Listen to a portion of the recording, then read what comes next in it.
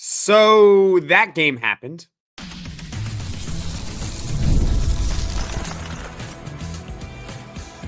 You are Locked On Syracuse, your daily podcast on the Syracuse Orange. Part of the Locked On Podcast Network, your team every day.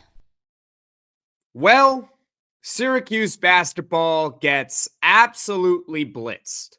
They lose to Louisville tonight, 85-61. I'm Jackson Holzer. This is Locked On Syracuse, and thank you for making us your first listen of every single day here on the Locked On Podcast Network, where it's your team every day, and we are free and available wherever you get your podcasts. And first and foremost, thank you all so much for sticking with me here on Locked On Syracuse, because this has just been a nightmare season, and tonight was another example of that. So I really appreciate all of you who still come to this channel and to hear my thoughts after every single Syracuse basketball game. And I promise, no matter how bad it gets, I'm going to continue to do these. It's not only my job, it's also my passion. So thank you. We're going to break down the game here. We'll talk about the duality of programs later on in the podcast. There was one positive for Syracuse, but there was also some glaring negatives, obviously, right? They lost 85-61 to Louisville. But we're going to start the podcast talking about how the Orange hung around in the beginning portion of this game, and then they just got absolutely blitzed. It was not a fair fight from about the 5-minute mark of the first half onward. Before we get to everything, this episode is brought to you by Game Time. Download the Game Time app, create an account, and use code LOCKEDONCollege for $20 off your first purchase. So, like I said right before that, Syracuse basketball actually played pretty well in the first 15 minutes of this game. Too bad that in college basketball, the game is 40 minutes long, and if it's tied after 40 minutes, it goes to overtime, ladies and gentlemen. But they were at least good in the first 15 minutes. We saw Louisville take multiple early leads on the Orange. They would get up by 9, they get up by 10. I think at one point they even got up by 13 in the first half. But Syracuse would take a punch, and then they would punch back. And there were several nice moments. I mean, Jair Davis knocks down multiple threes in the first half. Chris Bell hits a couple of three-pointers in the first half. It's good to see him going, and we'll get to him later as to the big positive of tonight. So Syracuse was hanging around in this game, and did I expect that the Orange were going to win? No, I did not think they were going to win. Maybe you felt differently, but I did not. Louisville is actually a really good team, as we learned tonight. But at the 4:57 mark of the first half, JJ Starling and Peter Mastervich have a nice pick and roll, and Mastervich gets a layup. And Syracuse is only down by 4 points. They are down 31-27. And JJ Starling, to that point, was scoreless. So let me get this straight. The Orange are down 4 points to a very good Louisville team at home, and their best player still has not scored. I don't know about you all, but I'm sitting here, or I was sitting on my couch thinking, oh, okay, I think maybe Syracuse came to play. If JJ Starling can get going a little bit, they might actually have a chance at this. And at very minimum, they won't get blown out by 24 points, as we saw tonight. But as the score indicates, it just went all downhill from there, and Louisville just absolutely blitzed Syracuse. I think that was the word that came to mind. Let me know in the comment section below the word that came to mind for you. But the word that came to mind to me was blitzed, because Louisville closes the half on a 12-0 run. And on top of that, they hit a three-pointer at the start of the second half to go on a 15-0 run. Really, Syracuse could not keep pace with Louisville up and down the court. Louisville was just running up and down. It was like a track meet. And Syracuse also couldn't hang around with the three-point shooting, and they were giving them too many open looks. That's just how it is. Louisville is one of those teams that shoots a ton of threes. Sometimes they go in, sometimes they don't, but tonight they certainly went in because Syracuse's defense was not very good. All 15 points that Louisville scored on that 15-0 run from the end of the first half into the beginning part of the second half came on three-pointers. That's right. They made 5 threes. That's very rare to see. Usually when you see something like that, like a 15-0 run, there's an and one that's mixed in there. There's maybe a couple layups or fast break dunks. Nope, this was 5 consecutive three-pointers that Louisville hit. Chucky Hepburn hit an open second chance 3. Hepburn hit another open fast break three-pointer, and then Reyne Smith hit a 3. I charted them all down. Hepburn, for the 3rd time, knocks down a 3 for Louisville. And then finally, Reyne Smith, finds himself open again at the top of the key and drills a 3 to cap off the 15-0 run. And Syracuse basketball never recovered after that. It was a 4-point game with 4:57 to go in the first half. And about a minute into the second half, all of a sudden, Syracuse is down by 19. Game was over. It was over. And at the under 16 media timeout, for those that might be interested in some of the behind the scenes of this podcast and exactly what goes on with my preparation, I actually tweeted on @LO_Syracuse. I started prepping at the under 16 media timeout.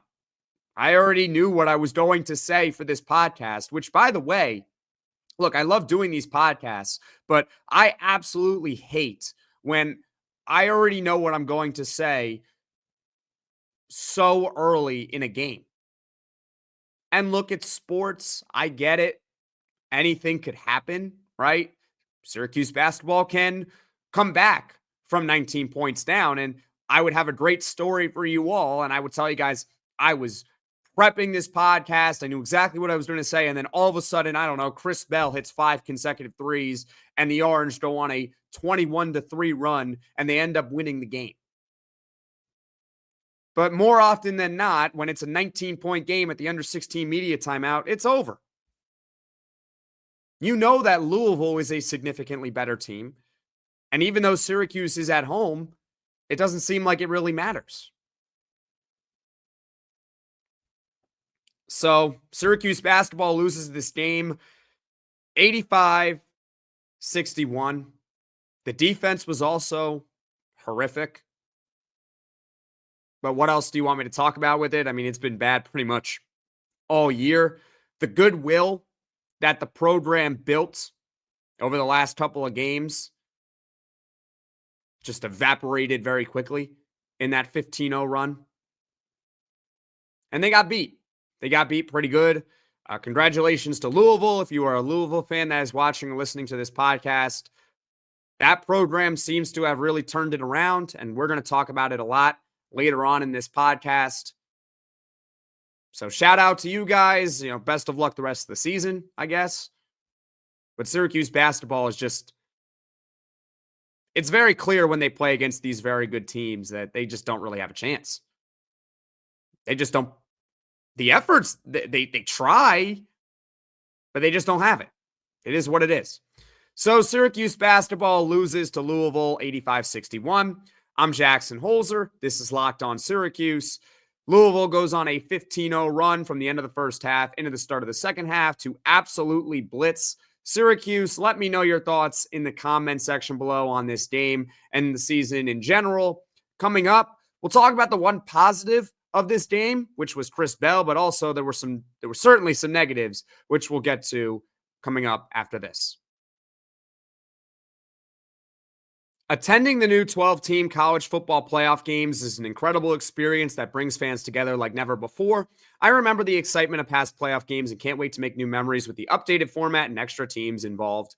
Game Time is a new feature called Game Time Picks that makes getting tickets for events even easier. It filters out the fluff to show you only incredible deals on great seats, so you don't have to waste time searching through thousands of tickets. Recently, I used Game Time Picks to find tickets for an upcoming game. Browsing through the deals was a breeze, and I found great value for all kinds of seats around the venue. The Super Deal in particular stood out as the best value for the event. I love that I could see the seat views before buying, and that the app shows the total cost up front with no surprise fees at checkout. Plus, the on-time ticket delivery and lowest price guarantee gave me complete peace of mind. Take the guesswork out of buying tickets with Game Time. Download the Game Time app, create an account, and use code LOCKEDONCollege for $20 off your first purchase. Terms apply. Again, create an account, redeem code LOCKEDONCollege, LOCKEDONCOLLEGE for $20 off. Download Game Time today. Last minute tickets, lowest price, guaranteed. Even though Syracuse basketball lost by 24 points to Louisville, there was at least one silver lining, and that was the play of Chris Bell in this game. Now, look, were there a lot of positives? Obviously not. But I have to give credit where credit is due, and Chris Bell had a solid performance tonight, and we'll get to it in just a second. And I'll be honest with you all, I cannot be yelly, screamy man every single game this season. I just can't do it. I'm going to run out of steam. I'm going to run out of gas at some point. So I have to give credit where credit is due, and Chris Bell had himself a productive night. It's too bad that Syracuse basketball could not really help him out, but he led the team with 18 points. He was 6 of 11 from the field, 4 of 7 from the three-point line. So above 50% from the three-point line. That is certainly very encouraging.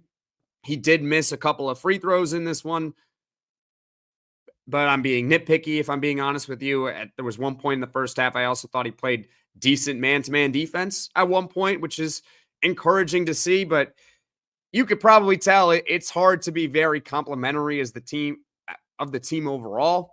But Chris Bell at least had himself a productive performance. And I'll be honest with you all, I like the move that Adrian Autry is continuing to stick with, which is having Chris Bell coming off the bench. He has said before that it is really a mindset thing with him, because when he was starting, he would always think about when he's coming out of the game.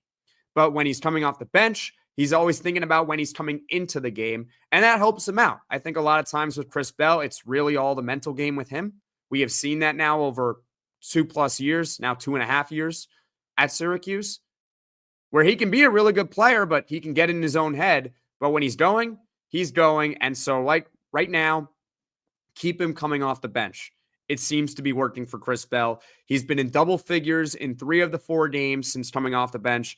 He made multiple 3-pointers for the second time in that 4-game stretch. So keep Chris Bell coming off the bench, because he could still be a productive player from there. But there are obviously some negatives. And we talked about this player in the last podcast, or the last post-game reaction that we did together here. And that's Elijah Moore. The ball's just not going in. Elijah Moore tonight, I'm looking at the stats right now. No points, 0 of 2 from the field. Both of those shots were 3-pointers. And he only played 6 minutes. He had 1 turnover and he had 2 rebounds. He barely played. And when he played, he wasn't very productive. He started this game by taking 2 wide open 3-pointers from either corner. Open corner threes. One of the easier shots to take in all of basketball. But unfortunately for Syracuse and Elijah Moore, the threes both went in and out. So it wasn't like he airballed them, but a miss is a miss.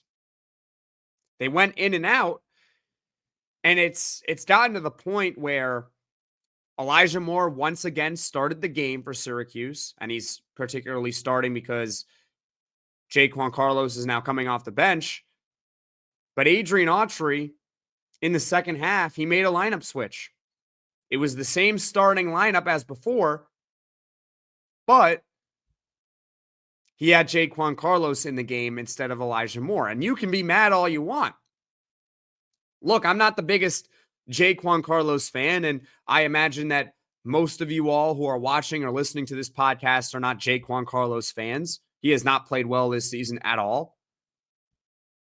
But Elijah Moore has simply not been very good for Syracuse in the last few games. The data is there.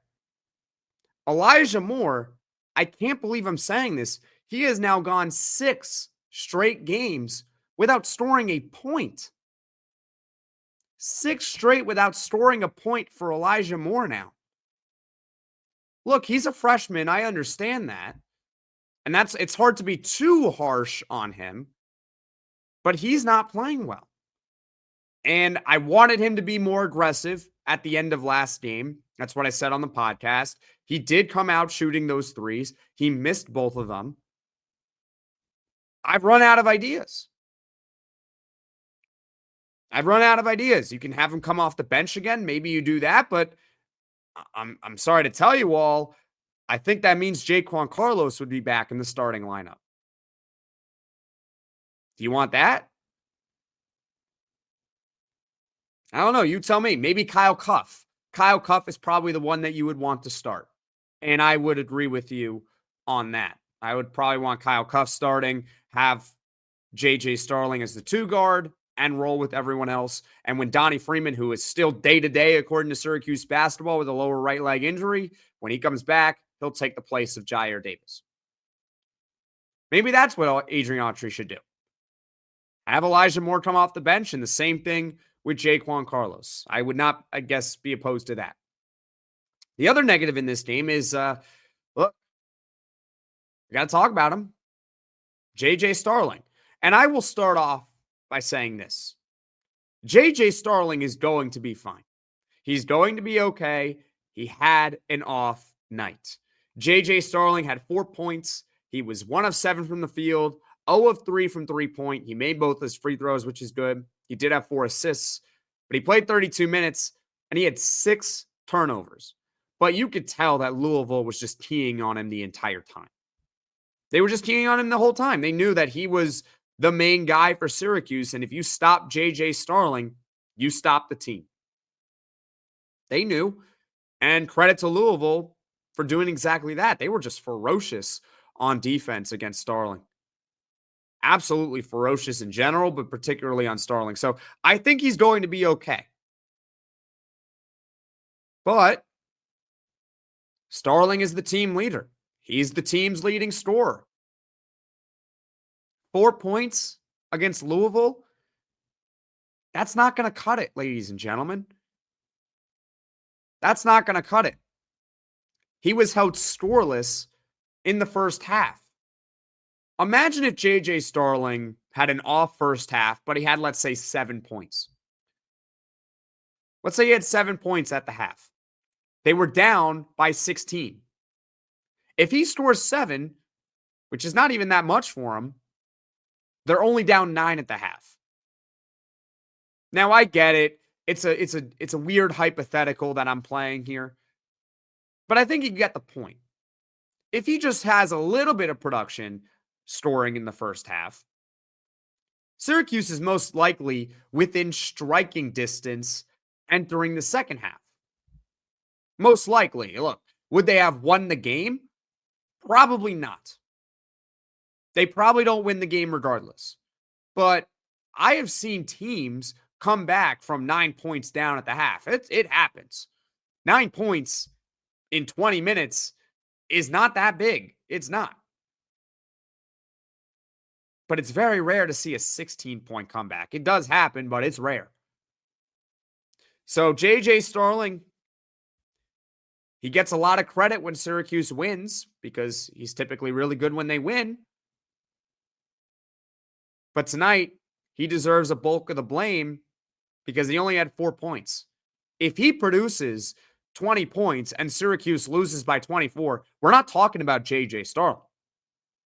It's the fact that he really didn't show up tonight. He really just did not have a good game. Do I think he's going to be fine? Yes, he's going to be fine. He's JJ Starling. But he didn't have it tonight, and it just simply was not good enough. And Syracuse is not going to beat a good team in general this season if JJ Starling is giving them 4 points. They're not. So overall, the one big positive was that Chris Bell had himself a nice game. Good to see. Seems like coming off the bench is working for him. But Elijah Moore is not playing well at all. And JJ Starling just had an off night. And Syracuse basketball loses to Louisville tonight, 85-61. I love to hear your thoughts in the comment section below. Coming up, the duality of the two programs we saw tonight.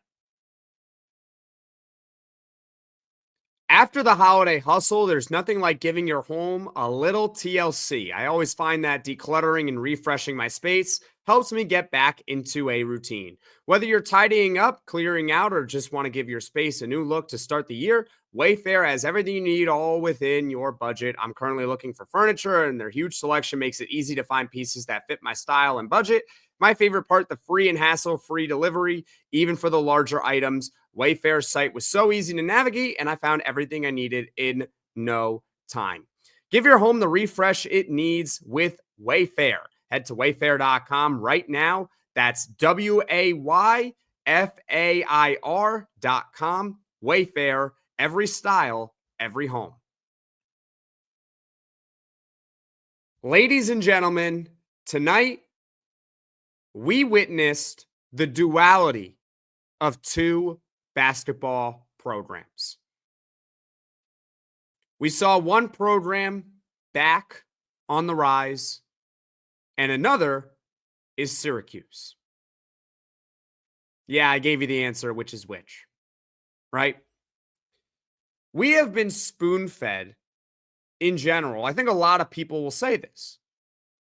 Be patient. Be patient. Be patient, guys. Be patient. I just want to put that narrative to bed. And look, I do not want to go chapter and verse again about Adrian Autry. I can't do it at the end of every single loss. I simply can't. If you have been following along this podcast for this entire season, you probably know what my view on Adrian Autry is, and that's the fact I don't want him back for another season. But I do not want to get into that specifically in this segment. I just want to debunk the idea that it takes time and we need to practice patience. I just want to debunk that, okay? Because we saw an example of a quick turnaround, and that's Louisville. And if you are a Louisville fan that has stumbled upon this podcast, again, congratulations to you all on a nice performance tonight. You know better than I do. So feel free to chime in about where Louisville has been in the past few years and now where they are. But for Syracuse fans that are watching or listening to this, I will give you the abridged version of Louisville, the duality of the two programs that we are watching right now. Louisville has not made the NCAA tournament since 2019. Should be noted that Louisville would have made it in 2020, and they would have been a high seed in 2020 if not for COVID. And in 2021, they simply got hosed. They should have made it, but the committee did not deem them worthy. They didn't make it. But in 2022, they were terrible. In 2023, they hired Kenny Payne. And oh my goodness, Louisville basketball for the past 2 years under Kenny Payne. I mean, Kenny Payne makes Adrian Autry look like Coach K. Seriously. Adrian Autry is a Hall of Fame basketball coach, one of the greatest basketball coaches ever compared to Kenny Payne. Kenny Payne was brutal. A program like Louisville won 12 games in the 2 years with Kenny Payne. Not 12 games each season, 12 games total. In 2023, they go 4-28. And in 2024, they go 8-24. They were awful. And then this offseason, they hire a new coach. They hire Pat Kelsey. And look where they are now. Heading into the game tonight, I checked ESPN bracketology. Granted, it's just one bracketology site. There are plenty of others out there. But Louisville was slotted in comfortably in the NCAA tournament as of right now. And there's still a long season to go, but they were slotted in comfortably as an 8 seed. If ESPN is saying that Louisville is an 8 seed in the tournament, if the tournament started today, I would guess that Louisville is a near or a consensus tournament team as of right now, if the season just stopped today. Here's my point in that quick little story for you all. Louisville basketball went from one of the worst programs in the ACC, if not the country, and in 1 year with a new coach, they're comfortably in the NCAA tournament.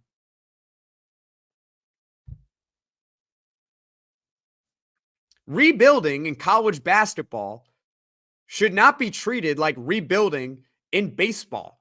In baseball, for those that aren't baseball fans, I can tell you a little bit about rebuilding in baseball. It stinks. It takes a very long time to rebuild in baseball. That's a sport where you need to practice patience, particularly if you are a fan of a small market team. Your team is going to stink for many years.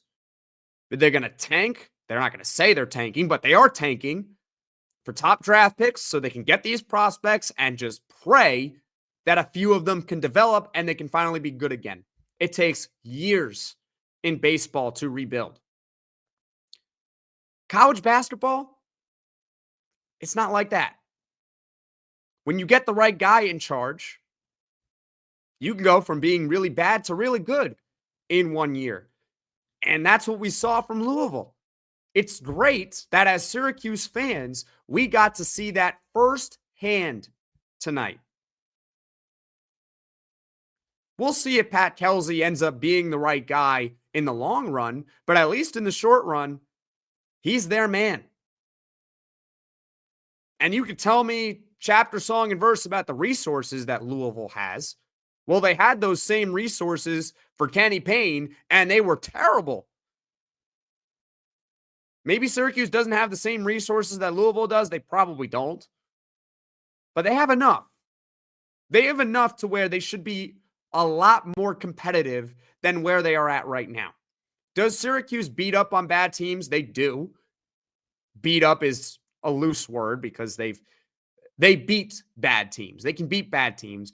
But against good teams, they get boat raced.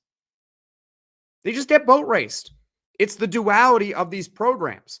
It's in college basketball nowadays, it's not the 80s and 90s where you got to stack recruiting classes and have that development year in and year out. It's not like that anymore.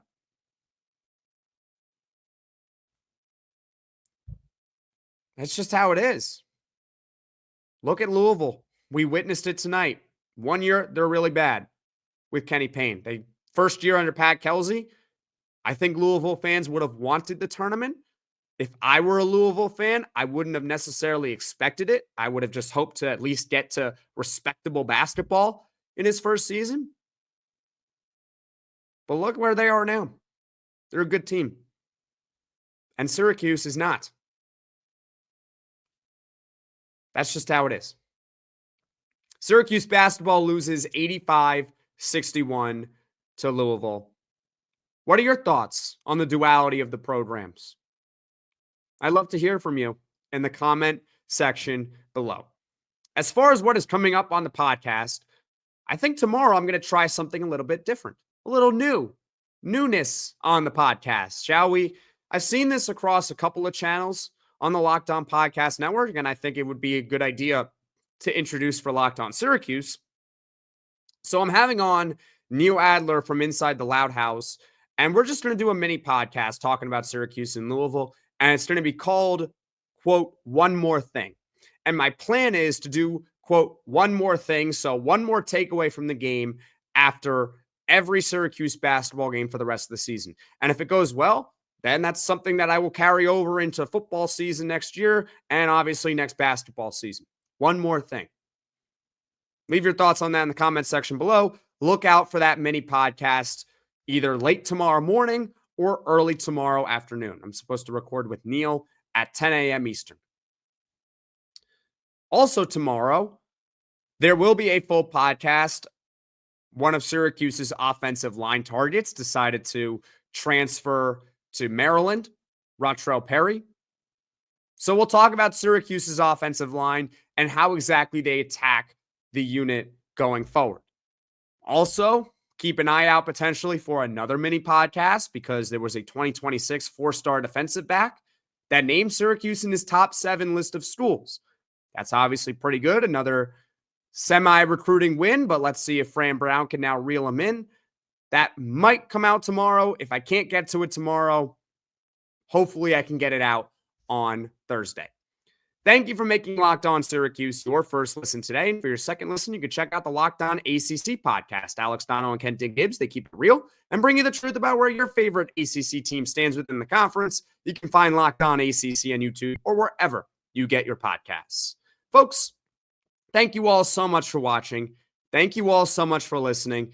It has not been a very good basketball season, so I genuinely really appreciate all of those who are sticking with me here on Locked On Syracuse, wanting to hear my thoughts on these games. Really means a ton. If you like this podcast, click that like button. If you really liked it, subscribe to the channel, turn on those notifications so you know right away when I'm dropping the next podcast. And also, if you could do me a favor, if you can be so kind, just tell one or two of your closest friends, if you are a Syracuse Orange fan, about this podcast so that this channel can grow and reach all Syracuse Orange fans. I will see you all again very soon.